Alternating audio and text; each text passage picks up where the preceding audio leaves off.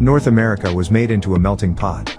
When slaves were brought into the homes of their slave master, they dropped their names Bey, Sheriff, and took names like Parham and Buckingham, which were English and Irish names like Macintosh, MacVeigh, MacNeil, and French names like Devon, Devoe, and German names like Schmidt, Schlemmer, etc. All of these were Caucasians who married in to eliminate us by tying into the vine. This was their 400-year plan in America to marry in, and that would be the end of our race. They did the same thing in Egypt and other African countries and succeeded. Anwar Sadat was the last of the black Egyptian pharaohs, and they assassinated him and brought in Hosni Mubarak, who was a mixed Egyptian. They mixed in to make us look white. If you went to Cuba, Panama, Native America, Moroccan, Liberia, Spain, Portugal, Angola, or all over Africa, they were doing the same thing. It was actually against the law in America to marry blacks and Native Americans, according to the Act of 1905 AD, and the Act of 1705 AD, but they went against the law anyway because they were tying in the vine just to get to the land. It was against the law for the Europeans to have sex with blacks according to the Act of 1705 AD, which states in part, "Whatsoever white man or woman being free shall intermarry with a Negro shall be committed to prison for 6 months without bail, and pay £10 to the use of the parish. Ministers marrying such persons shall pay £10,000 of tobacco." And at the time, certain European men that wanted to disobey this law would come into the black neighborhoods and honk their horns. Back then, the horns on the cars did not make a beep sound, it made a honk sound. Black neighbors would use the slur in reference to these European men who would pay the black women to have sex with them.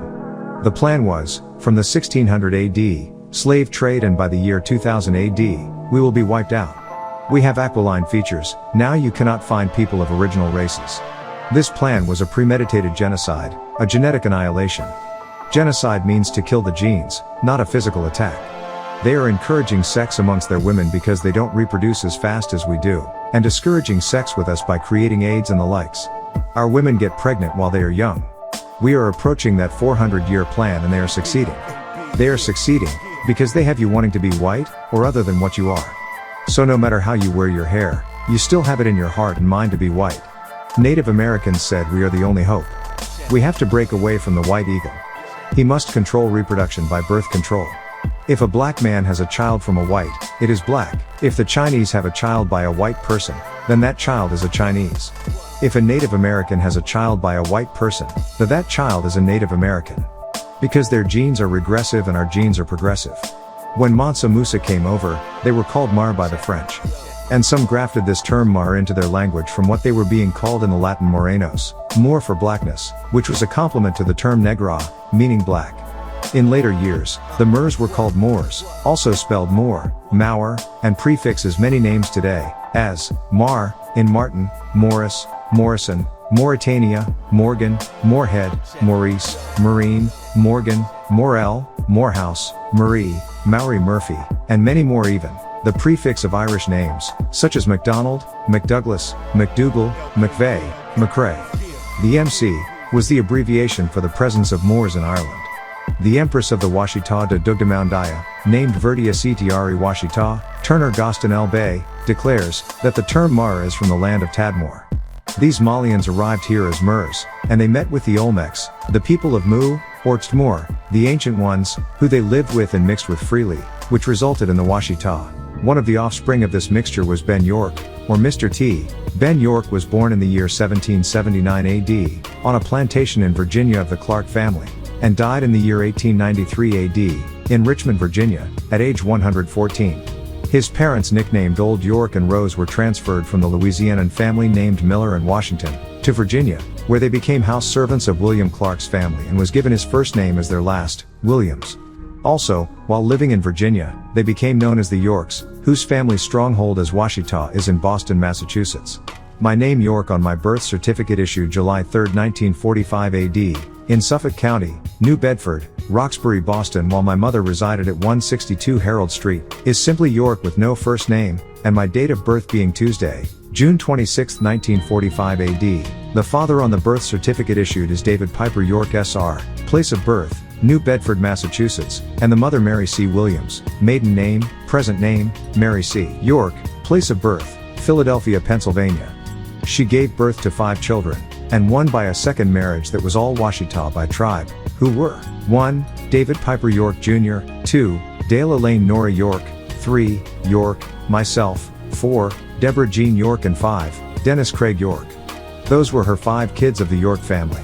She later married a man from Barbados, West Indies named Frankie Hemmings, and again gave birth to 6, Yolanda Hemmings. The name York is a British name from Yorkshire, Northern England. Ben York's parents were named after the 2 great British families, the Yorks and the Lancasters, Battle of the Roses.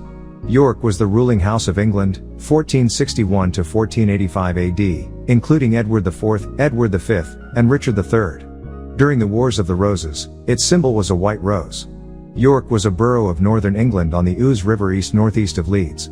Originally it was a Celtic settlement, meaning it was occupied by Moors, because the Celtics were the original Moors who inhabited Ireland. They were also known as the Tuatha De Dananns, where the title MC, Mac comes from in Ireland.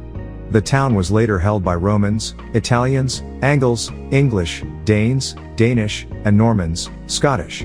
The Danes, also Danari or Black Danars of Denmark, were also Moors. They are recorded as being Duve, meaning black. In 1644 AD, during the English Revolution, York surrendered to the parliamentarians after the Battle of Marston Moor. Marston Moor is a site in northern England west of York. The combination of people from Europe who came in contact with these dark olive-toned people were referred to as blacks, which translated in Italian, who spoke Latin, as Morenos. The French translated it as Moors, the German as Moris, and the Greeks Moros, which became simply Moors.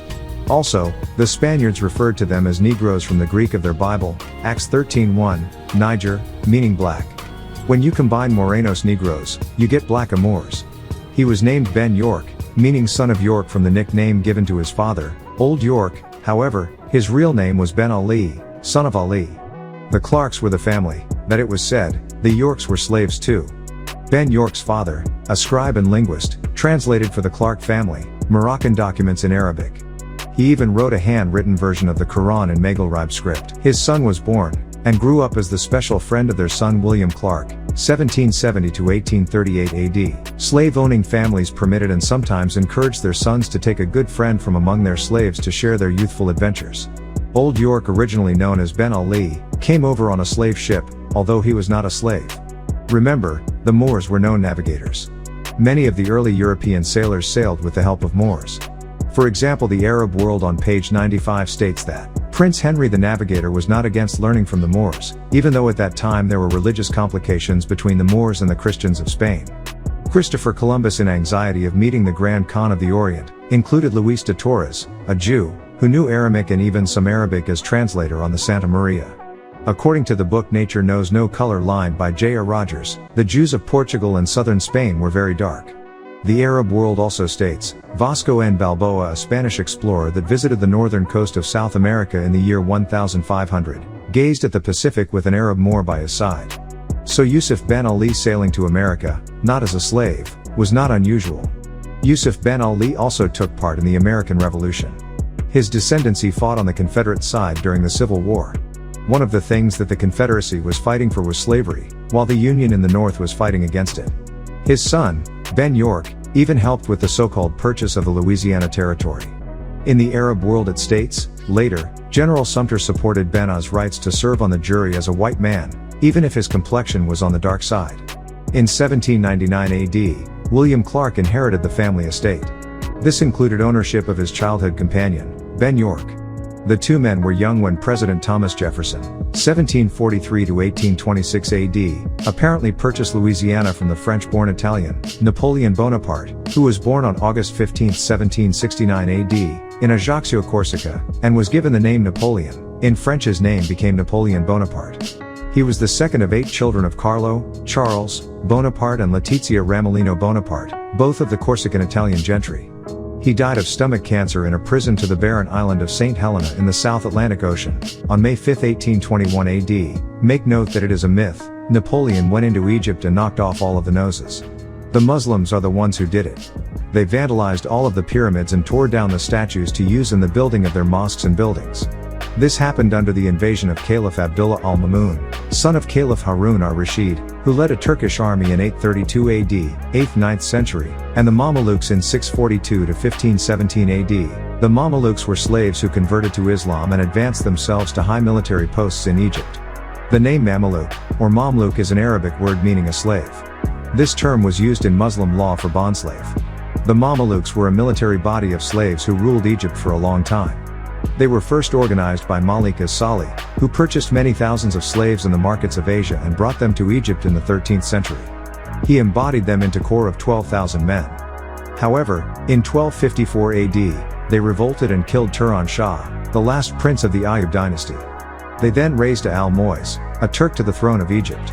Two ruling classes sprang from the Mamluk dynasties: the Bari, 1250 to 1382 AD, made up of Turks and Mongols, and the Burji, 1382 to 1517 AD, made up of Circassians. Both were named for places where the troops that seized power had been quartered. The founding of the Bari dynasty in 1250 AD began a succession that brought territorial gains and great prosperity to Egypt. The Circassians were people of northwestern Caucasia, also referred to as the Cherkess. They are found today chiefly in the Russian republics of Atagia and Karachay-Cherkessia, and in larger groups in Jordan, Turkey, and Syria. The first Mamluk dynasty, the Bari, held power as sultans of Egypt until 1382 AD. Hereditary succession was frequently disregarded, and the throne was displaced by the more powerful military commanders. Many among them were rulers, such as Baibars I, who halted the Mongol advance into Syria and Egypt in 1260 AD. Two other Mongol invasions were repelled by the Mamelukes, who also expelled the Crusaders from the region and captured Akko, their last stronghold in Palestine, in 1291 AD. In the late 13th and early 14th centuries, the Mameluke realm extended north to the borders of Asia Minor. After the death of the last great Bari Sultan, Al-Nasir, in 1341 AD, Egypt lapsed into decline. His descendants were mere figureheads who allowed real power to remain in the hands of the emirs. In 1348 AD, the plague known as the Black Death swept over the land and radically reduced the population. The second dynasty of Mameluke sultans, the Burjis, were of Circassian origin and ruled from 1382 to 1517 AD. Most of the Burji rulers exercised little real authority. Their dynasty was marked by continual power struggles among the Mameluke elite. In the midst of rebellion and civil strife, the Mamelukes continued to hold Egypt and Syria by virtue of their ability to repel invasions. By the early 16th century, they were threatened by the growing power of the Ottoman Empire, and in 1517 AD, the Ottoman Sultan Selim I invaded Egypt and ruled it. Egypt was then subject to the authority of a Turkish representative, the Pasha, but actual power remained in the hands of Mameluke beys, or governors of districts or minor provinces. When Napoleon Bonaparte, seeking to expand French power in the Mediterranean, invaded Egypt, he defeated the Mamelukes in the Battle of the Pyramids on July 21, 1798 AD. After the French evacuated Egypt, the Mamelukes struggled with the Turks for power, but were completely routed. The massacres at Cairo in 1805 and 1811 AD destroyed the power of the Mamelukes. The survivors fled to Nubia. The huge province of Louisiana was originally settled by the French in the early 18th century. But in 1762 AD, the area west of the Mississippi and the Isle of Orleans was ceded to Spain by a secret treaty. In 1763 AD, at the end of the Seven-Year War, the area east of the Mississippi was lost to Great Britain. In 1800 AD, by another secret treaty of San Ildefonso, Louisiana was returned to France. In 1802 AD, two acts were committed that President Thomas Jefferson regarded as hostile to the interests of the United States. French forces were sent to New Orleans and to Santo Domingo, Hispaniola, now the Dominican Republic, to quell a rebellion there. The right of deposit, or privilege previously accorded to U.S. merchants of depositing goods at New Orleans pending transshipment, was withdrawn. Jefferson then sent the American statesman, James Monroe, to Paris to aid the American minister to France. Robert R. Livingston made an attempt to put into effect one of four possible plans advantageous to the U.S. 1. The purchase of eastern and western Florida and New Orleans. 2. The purchase of New Orleans alone. 3. The purchase of land on the eastern bank of the Mississippi River to build an American port. Or, 4. The acquisition of perpetual rights of navigation and deposit. The previous negotiations between Livingston and Charles Maurice de Talleyrand Périgord, the French Minister of Foreign Affairs, had been unsuccessful. Subsequently, the international situation worsened for France. The French army in Santo Domingo was destroyed by yellow fever and the revolutionists. A war with England appeared inevitable, threatening occupation of Louisiana by the British. Napoleon, deciding to make the best of an awkward position, gave Talleyrand new instructions, and on April 11, the foreign minister astonished Monroe and Livingston by offering to sell them all of Louisiana or nothing at all. Although operating beyond their authorized power, the American envoys agreed to buy the territory, and early in May the three documents, antedated to April 30th, ceding Louisiana to the United States, were signed. The price agreed upon was $15 million, of which $11,250,000 was to be paid outright by the U.S. to France. The balance of $3,750,000 was to be paid by the U.S. to its citizens to satisfy their claims against France. Within the Louisiana Purchase, Napoleon included a stipulation under Article 3 that states, "The inhabitants of the ceded territory shall be incorporated in the Union of the United States and admitted as soon as possible according to the principles of the Federal Constitution to the enjoyment of all the right, advantages and immunities of citizens of the United States, and in the meantime they shall be maintained and protected in the free enjoyment of their liberty, property and the religion which they profess." Also under Act 2 of the Louisiana Purchase it states, "In the cession made by the preceding article are included the adjacent islands belonging to Louisiana, all public lots and squares, vacant lands and all public buildings, fortification barracks and other edifices which are not private property." At the time of purchase, Jefferson was concerned about the constitutionality of making a land acquisition without adding a covering amendment to the U.S. Constitution. The law of the land, however, did give the president treaty-making power, and the Louisiana Purchase was ratified into law as a treaty by the U.S. Senate. The Louisiana Purchase stands as the largest area of territory ever added to the U.S. at one time. In fact, they were in violation of the law because they did not purchase the whole of Louisiana, but rather only the street barracks of New Orleans. The original area of Louisiana was settled by France, and in 1762 AD, the area west of the Mississippi and the Isle of New Orleans were ceded to Spain by France. From the treaty on page 269, Spain owned the Isle of New Orleans and gave the U.S. a permission to use the ports of New Orleans. Then it was ceded back to France by a secret treaty. The King of Spain during this time was Charles IV, the father of Ferdinand VII, with Louis XVI in line to the throne. Louis XVI was the husband of Marie Antoinette, who was not accepted by the French because of her reputation as being more loyal to Austria. She was described as being colored porcelain, or tainted. She was also of the Medici family by way of her mother. This family was one of the richest political families that controlled Italy at that time.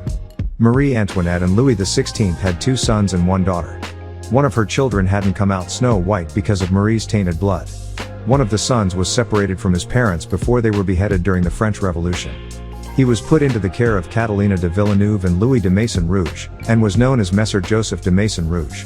He became known as the Lost Dolphin.